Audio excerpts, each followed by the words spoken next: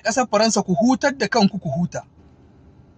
Wato jiya mutumin da kuka ɗauko ɗan jarida, kuka ɗauko ƙwararre wanda ya san tattalin arzikin ƙasa, wato shi ne kuka zo kusa shi gaba, kuke ba gwamnatin ƙasar ku shawara cewa wato ku zo ku zamna wato da ƙasar Nijar ku yi wani abu mai sunan ganyen. Saboda yanzu wato kamfanonuwanku daman da wuta Iranian ce ake ba su wuta. Yanzu kuma sun zo sun durƙushe saboda babu Iranian. Shine kuke ba gwamnatin ƙasar ku shawara. To wallahi ku sani ba wai maganan wani abu mai suna ganyen ba. Ko da wato ku yi mamu ne mu kwashe gabaki ɗaya mu hana muku. Wallahi ba mu ba ku, kuma ba ku ba mu. Ku je ku yi ta kanku.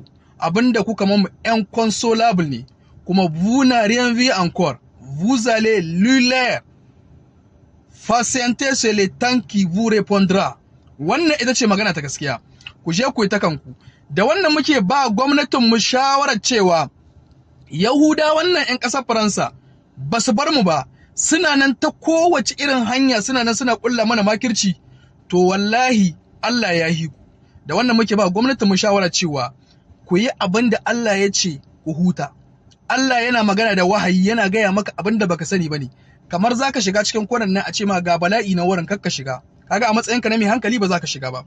Allah ya ce wa'annan kahiran da kuke gani, bari in ba ku wani sirri wanda in na ba ku shi za su jin tsoron ku.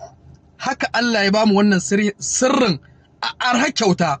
Allah ya ce mamu wa'idu lahum mastada'atun min quwwatin wa min ribatil khayl ay turhibuna bihi aduwallahi wa aduwakum wa akharina min dunihim la ta'lamuhum humullahu ya'lamuhum.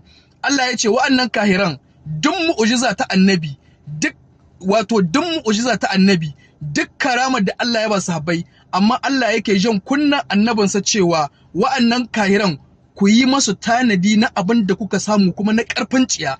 Tanadi ba na saku ba, na ƙarfi. Haka Allah ya faɗi, yace min quwwatin, yace wa min ribatil kail, ai da ɗaurarrun dawakai. Ai ɗaurarrun dawakai yanzu na wannan zamanin su ne mu mallaki tankoki na yaƙi, mu mallaki bindigogi manya-manya, mu mallaki duran-duran. Allah ya ce da wannan ne turhibuna bihi aduwallahi wa aduwakum. Ai da wannan ne maƙiyanku ne da maƙiyan Allah za su jin tsoro. Allah ya faɗi kalmar tsoro, da wannan ne za a jin tsoron ku.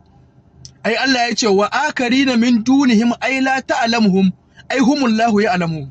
Wanda za su bewa baya baicin wa'annan din kun kare da su, diyansu ko jikokinsu da za su bewa nan baya.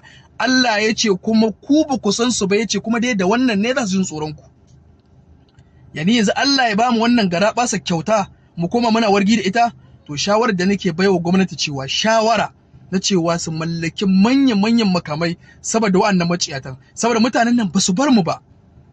Kuma bi iznillahi ta'ala kun riga kun tafi kenan abadan. Da wannan ne kuka zo kuka haɗa mu da jahilan mu na cikin gida.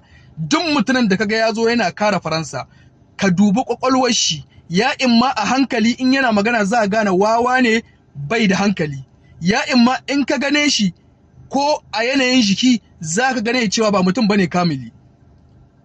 A kai ku wannan likita wadda a kai ku waje 'yan doktor na shikatri domin ya duba ku, saboda yana daga cikin ƙwararren likita. Idan ya ga mutum irin wannan wanda ake cewa en trouble comportement norbe, da ya gane ka doktor ne amma da ya kalle ka daga nesa zai gane cewa wannan kana da trouble comportement norbe, wato kana da wani abu mai kamar bugun iska. Da an gane ga ka ne kai mutum ne mai hankali amma baka da hankali, saboda gashi nan kun haɗa mu da jahilai na cikin gidanmu muna faɗa da su.